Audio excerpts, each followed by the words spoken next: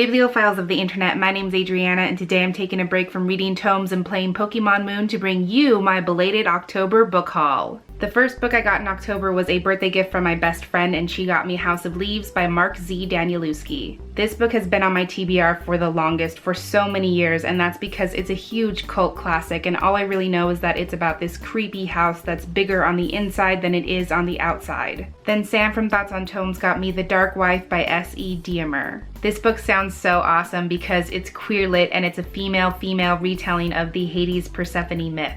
I can't even tell you how sold I am on the premise of this book. Like, Greek retelling, check. Queer Greek retelling, double check, hell yes, absolutely. And the last gift I got was from Lily over at Lilypad, who gave me Fablehaven by Brandon Mull. This is part of a children's fantasy series about this sanctuary for mystical creatures called Fablehaven and these two siblings who have to protect it from all evil forces. Then I treated myself to some new releases, the first of which was When the Moon Was Ours by Anna Marie McLemore. This is Own Voices queer Latinx fiction. The main character is a queer Latina and her love interest is trans. The story itself is definitely magical realism. The main character has roses that grow out of her wrists, and her love interest Sam can paint moons and he hangs them everywhere, and there's also these sisters who everyone believes to be witches. As for how all of that ties together, I don't actually know yet because I haven't read this book, but I still think it sounds like it's gonna be a good one. Then I also got Foxheart by Claire Legrand. This is a standalone middle grade high fantasy story about a young girl named Quicksilver who's living her life as a thief.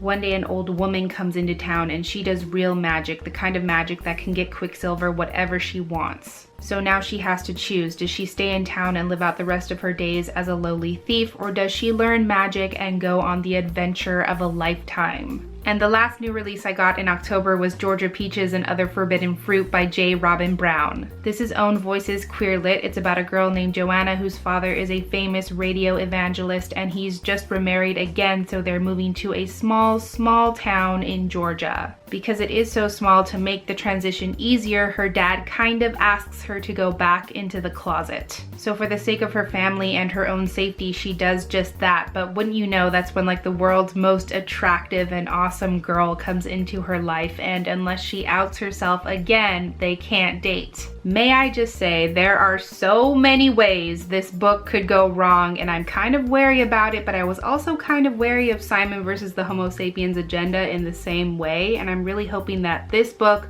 like that one, somehow finds a way to turn out well. It's my hope that this story explores the intersections between religion and identity, that it talks about the stigma of being out versus not being out, that it talks about straight privilege and straight passing and how that relates to like the safety and well-being of queer people. So I'm really going into this book braced for anything, but because there's been a lot of positive attention surrounding this book, especially from queer reviewers, that's why I'm trusting that it's gonna be okay. Then after the gifts and the new releases, I got myself more books because why not? So the first just because book I got myself was The Shadowed Sun by N.K. Jemisin. This is the second and final book in the Dream Blood duology. The first book is The Killing Moon, which I read earlier this year, and it destroyed me, so obviously I had to come back for more. All I can really glean from the synopsis is that there's this nightmarish plague that's violently killing people in their sleep, and the only people who can stop this are a dream priestess and an exiled prince. And I don't know, dream priestess, exiled prince, those are things I feel deep